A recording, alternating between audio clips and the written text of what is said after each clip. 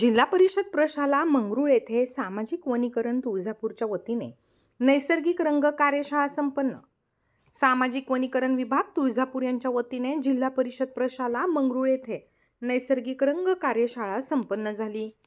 या प्रसंगी वन परिमंडळ अधिकारी AC Deshmukh, SM Panchal, SS Bhojane, HS Latpate तसेच जिल्हा परिषद प्रशाला मंगरूळचे मुख्याध्यापक राठोड सर, सरडे मॅडम, वाकचौरे मॅडम, आशिष साठे सर इत्यादी अधिकारी उपस्थित होते.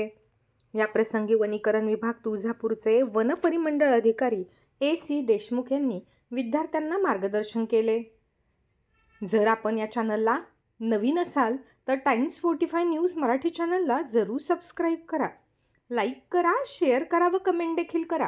बेल आयकॉनवर प्रेस करा व नोटिफिकेशन्स मिळवा.